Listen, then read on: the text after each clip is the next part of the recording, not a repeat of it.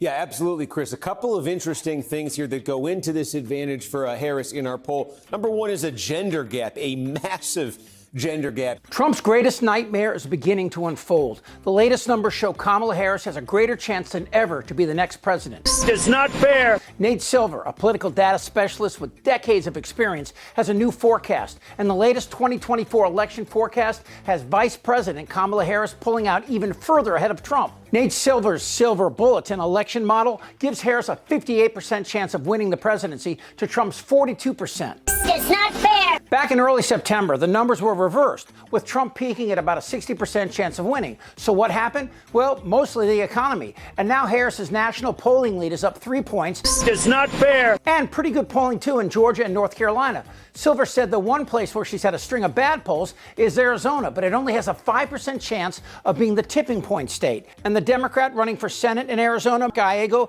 is destroying Republican nutjob Kari Lake. So look for some help there on November the 5th. It's not fair. While technically the forecast is still in the toss-up range, Silver says don't let that fool you. In a card game, you'd definitely rather have Harris's hand to play. Donald Trump was fired by 81 million people. So let's be clear about that. And clearly he is having a very difficult time processing that. But we cannot afford to have a president of the United States who attempts, as he did in the past, to upend the will of the voters in a free and fair election. And I'm going to tell you that I have traveled the world as Vice President of the United States. And world leaders are laughing at Donald Trump. One last factor, positive revisions to economic data have boosted the U.S. economic index quite a bit. And of course, that helps Harris, too. Wall Street ended higher on Thursday, with the S&P 500 scoring a record closing high as chip stocks rallied and investors welcomed some encouraging economic data. The Dow added 0.6%, the S&P 500 climbed 0.4%, and the Nasdaq notched another 0.6%. Weekly jobless claims fell more than expected, signaling a steady labor market, while the final reading of gross domestic product confirmed that the economy grew 3% in the second quarter. Silver's latest forecast shows Harris, unlike Trump, has two solid routes to winning the Electoral College. It's not fair. Harris can lose all the toss-up states while winning Pennsylvania, Michigan, and Wisconsin and still become president. Silver calls this Plan A, the blue wall that crumbled in 2016 for Hillary Clinton. He then explains that Harris also has a Plan B if one of those states falls, despite her positive polling data in all three. Harris can win North Carolina, Georgia, or both in order to still get to 270, especially as she's in striking position in Nevada and ahead in Nebraska's 2nd congressional district. Now, this, of course, is good news for democracy. It's not fair. But it ain't for tiny fingers. She shouldn't even be allowed to run for president. What she's done, she's committing crimes. Who's going to start crying that the Democrats are cheating again? Radical left Democrats have used ballot harvesting to cancel out your vote and walk away with elections that they never should have won.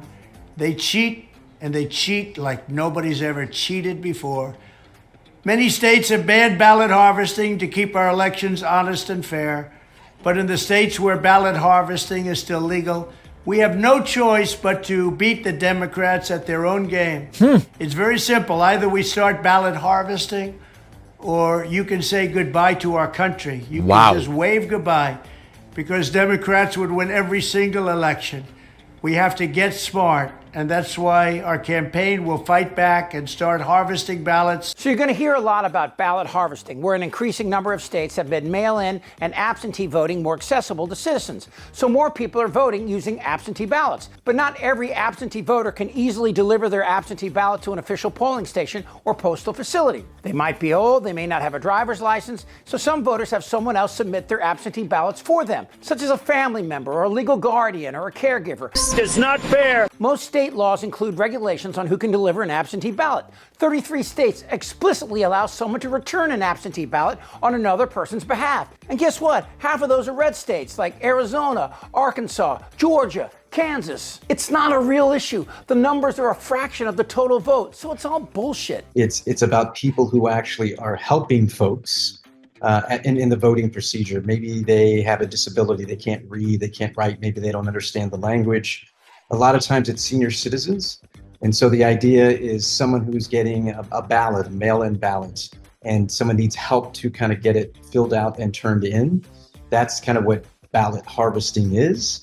The question is whether it's illegal or not, right? In some states you can do that, and there's limitations on who can do it. But the idea is pretty straightforward. It's about helping people who need some assistance in order to vote. So here's what's happening. Harris is surging and Trump is freaking out. So he's threatening people like Mark Zuckerberg, who totally caved. He's also threatened Pelosi and Biden, who told him to pound sand. Former President Trump is making headlines, and that's putting it mildly, that have nothing to do with his plans to make a pitch to the American public in tomorrow night's debate. He's making headlines because he's pledging and has pledged on social media to prosecute political opponents.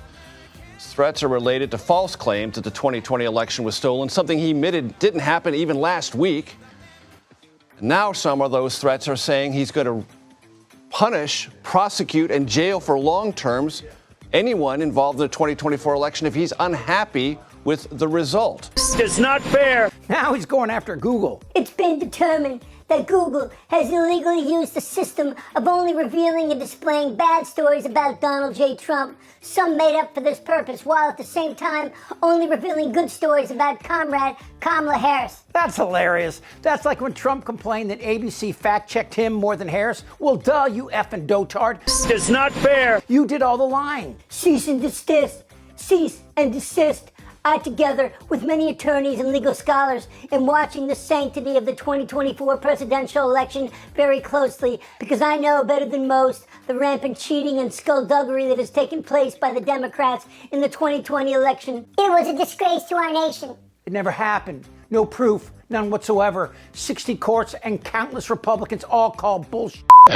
Told the president in no uncertain terms that I did not see evidence of fraud, and that would have affected the outcome of the election.